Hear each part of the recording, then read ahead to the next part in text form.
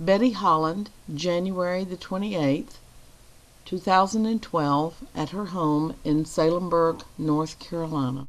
I'm Betty Holland. I was Betty Andrews when I came to Pineland in January of 1945.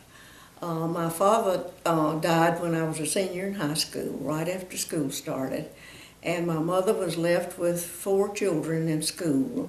The younger twins were, I think, 11 years old, and my brother was 2 years older. She found a job up here to get the children in school. Well, that summer I had been shipped off to Mary Washington College in Virginia, so she thought I was settled.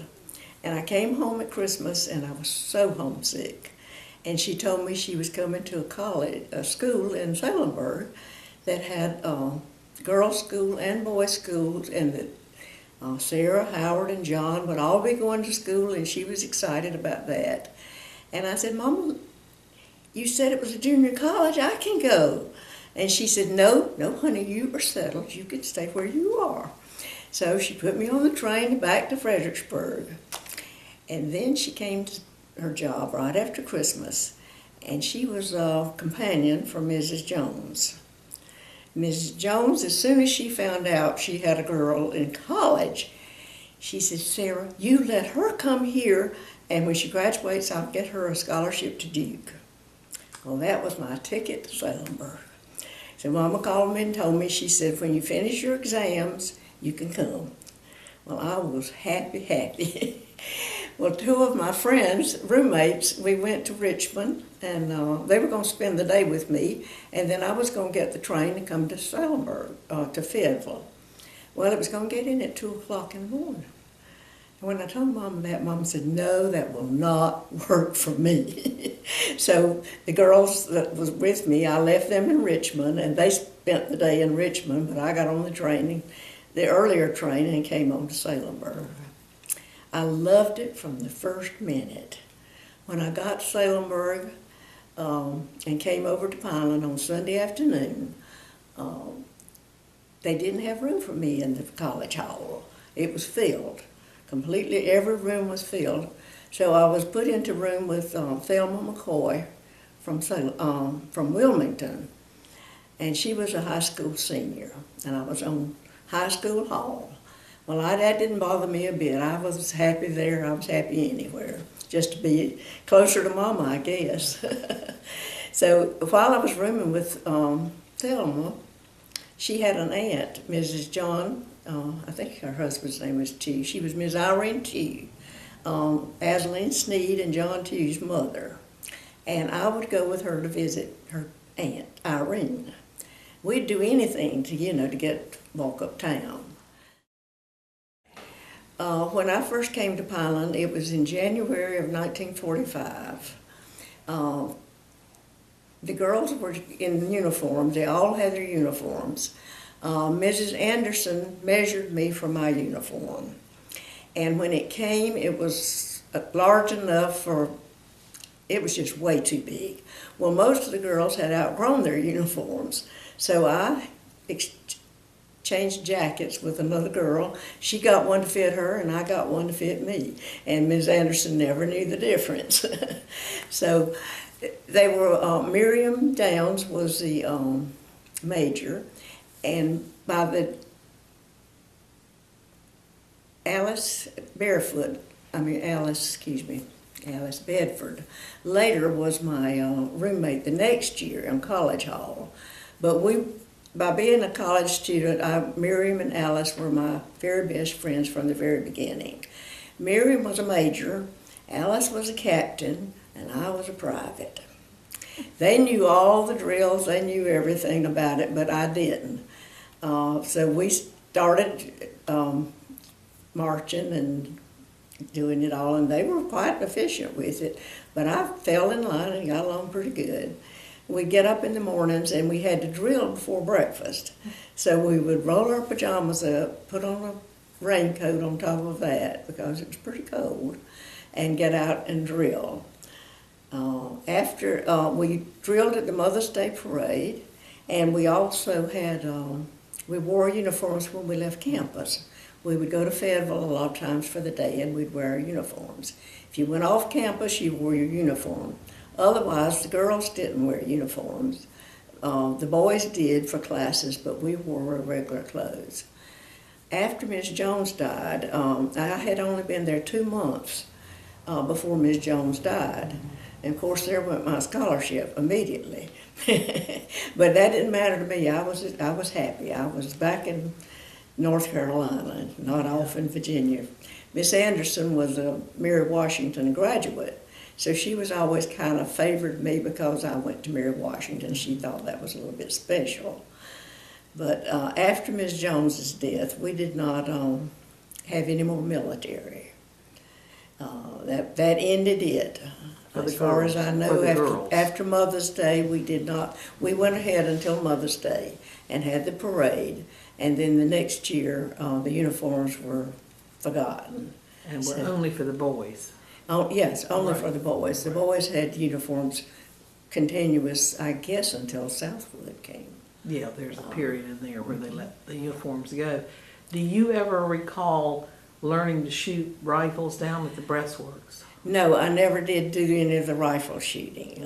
I don't know, that must have been earlier, while it was still very much military, because I think, by 45, the war was very beginning to be over, and I guess that military thing kind of faded along with that. Right, but now the military for the girls started before the war started. Started in Earlier, 39, earlier than that, yeah. 38, 39, 40, 41, because when the boys went into uniform in 1935, the girls saw them and they decided they wanted to do that too. Okay. But it was only the high school, my understanding, it wasn't for the younger girls, it was only high school and college. No, it was not definitely. Right. My sister was over at Whitehall, and they never had uniforms over there.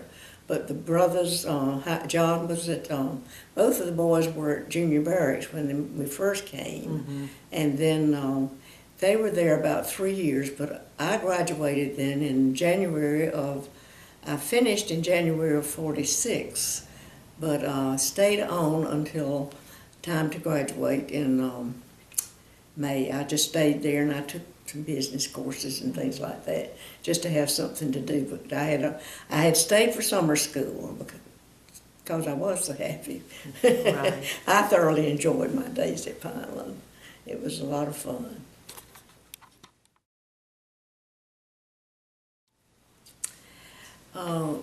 I had just mentioned that I finished my schoolwork in January, but I stayed on at school until sometime I went to Washington. Actually, I went up to and spent a couple of weeks in Washington and came back.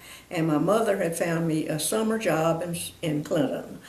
Miriam Downs and I were already accepted to go to nursing training at Winston-Salem at the Baptist Hospital. And we were to go there in September. But back then, girls, well, I don't know about the age, but we had to be 18. And I had started school when I was 5, so I still wasn't 18 years old when I finished at Pineland. So, but by September we were to go. But my mother found me a job for the summer in Clinton. So I went over to there and I stayed at Pineland for, I think I started right after Mother's Day.